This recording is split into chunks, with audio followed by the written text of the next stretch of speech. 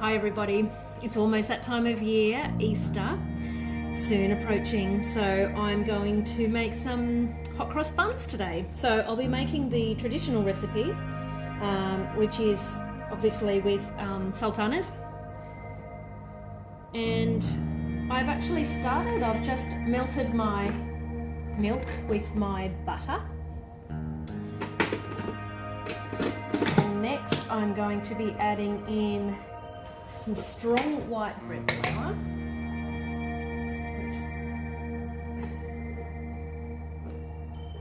There we go. So this quantity makes 16 Easter buns. Some sugar.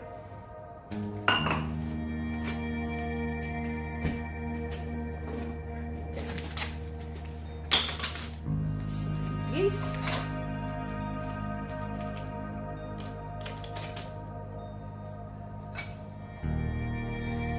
Cinnamon, 2 teaspoons of that. I like mine really spicy. I just think warm spice is the most beautiful thing. And some ground mixed spice. How much of that do we need? 1 teaspoon. And some nutmeg. Half a teaspoon. Yeah, so I do go a bit heavy-handed with the spices, and I'm not apologetic about it. And just a teaspoon of sea salt. Just going to put in a pinch and a bit there. And an egg. True story, I just had to run down to our chicken coop and extract this egg from a chook that was hoping to go to sleep. I forgot to get them this afternoon, so and there were none left in the fridge. We just seemed to zoom through our eggs. So yeah, thanks Chookie, and sorry for the inconvenience. So I'm just going to mix that for 20 seconds now. After this mix, it's going to knead. And that, I would have to say, I think knead function is probably one of my favourite Thermomix functions, because I don't really love kneading, and this just does it so beautifully. I don't need to faff around with it. So that goes straight into the knead mode. It's just mixed it now. So that's going to knead for 3 minutes, and then we're going to come back and add some of our raisins. First knead is done. How beautiful does that look? Now I'm adding my raisins and sultanas, 40 grams, and then I'm going to continue to knead for another minute. Okay, that second knead is done. Pour that out onto a floured board. Now sometimes when it's a nice thick dough like this one, just turn the blade from the base. You can also, oh here it comes. Just another interesting fact is that the beautiful spatula is also designed to fit on there and help release that dough. That's the dough release function there. Looking good. Oh, I love knead function. Makes me feel like a real cook because it's never failed on me. Even with the humidity in Brisbane, I've never had a batch of any dough or any bread or biscuit or scone or of any kind fail on me, and I should be careful. I should throw some of this salt over my shoulder so that I'm not jinxing myself. But prior to owning a Thermomix, I didn't even bother making breads or things that required a dough, because who would do that if you didn't have to? So now I've got me a beautiful machine that does it for me and makes me look good. Alright, so that most of it out there. You can see so the spatula fits absolutely perfectly in the base here. You always put your spatula in against the blade that's not sharp and turn in a clockwise motion so that you're not going to cut up your spatula accidentally. Just a little tip there. Okay, a bit more flour, and all we're doing is incorporating that fruit into the dough. Now the recipe also calls for peel. My kids won't eat peel. I don't know that many adults that are really into peel, so I'm leaving that out. So we're just making sure that the sultanas and raisins are evenly distributed.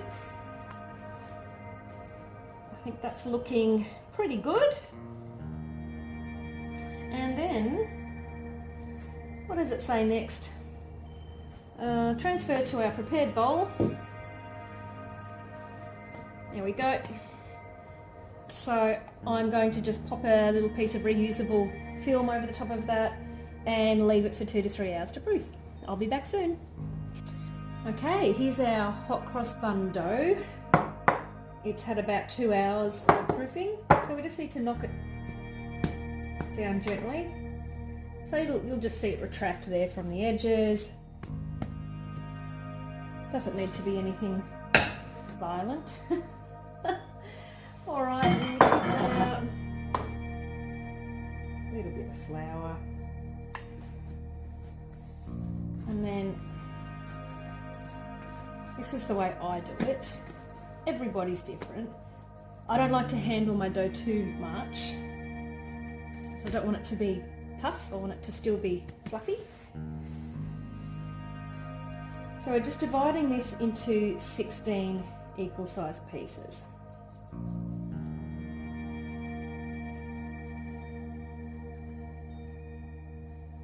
Like that. So from here,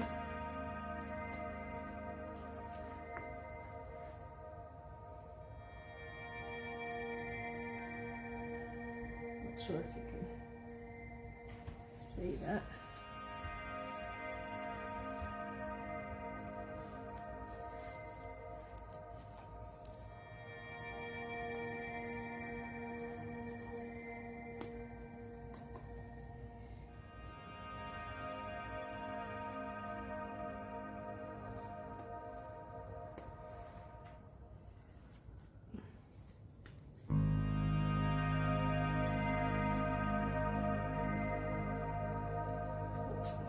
There we go, there's our 16 pieces.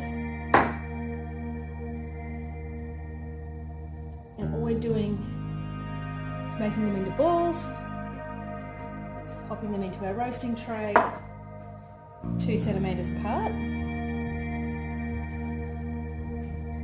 so that when they rise, they're going to just come in contact with each other, just nice and gently, and then if they do join, then you can pull them apart from each other and they stay nice and soft. They don't have those firmer edges.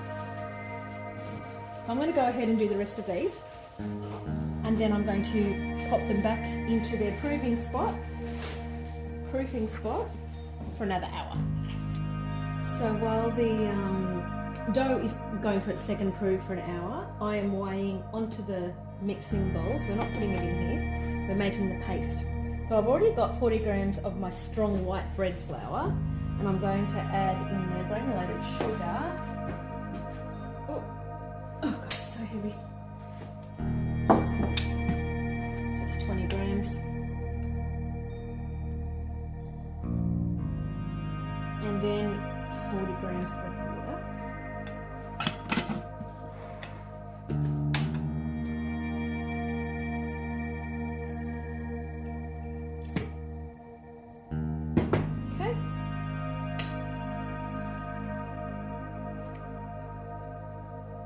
So we're meant to mix this by hand until smooth. The second proof is done. Look at how good they're looking. And now I've set up my piping bag. Just going to pop across.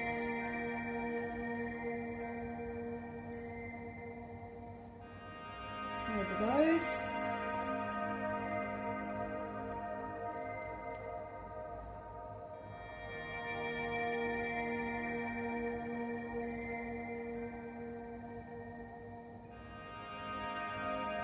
And then once this part is done, they just go into the oven for 15 minutes. The oven is hot, it's at 210 degrees.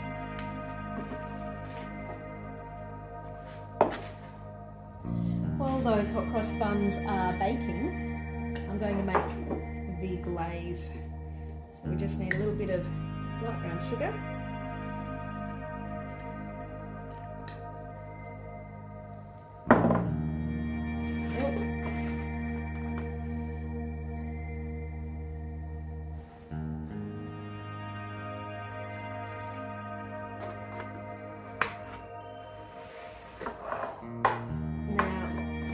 The recipe does call for some marmalade. I actually am fresh out of marmalade, so I'm just going to wing it with some of my homemade strawberry jam, which is beautiful, but hope that it doesn't change the flavour too much. It's only a thin coating, the glaze, so let's just see how we go, hey? So then we're going to mix that and cook that. And then we're going to simply spread that over the top of our buns once they're out of the oven. Alright, fresh from the oven. Now we just pop on that glaze over the top. The glaze does look a little bit funky, but I don't think it'll matter. Now these buns look pretty well done. I put them in for 15 minutes. The recipe called for 15 to 20. So maybe you just might want to check, just keep checking when you pop yours in. It's also quite a hot oven, so I'm curious to see what the inside of my buns are looking like. I will check in the morning because it's really late right now. And I'm going to come back in the morning and see how these guys are doing. Alright, that's it. Thank you for sharing the journey of making hot cross buns with me today. I'm hoping these will be delicious. I'm going to serve them with some beautiful Lurpak butter and hope that they're enjoyed. Good night. You know what? I cannot go to bed leaving toasty warm hot cross buns not being eaten in my kitchen.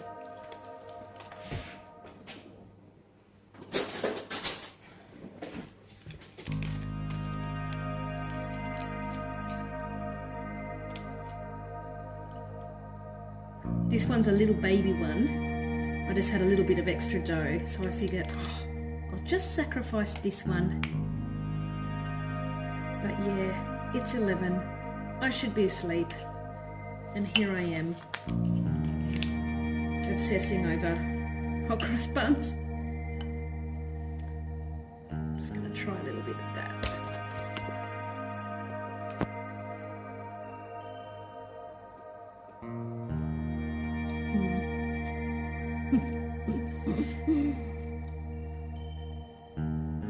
You know what I'm going to say. That's really good. Homemade hot cross buns. You should try that this Easter. You know what?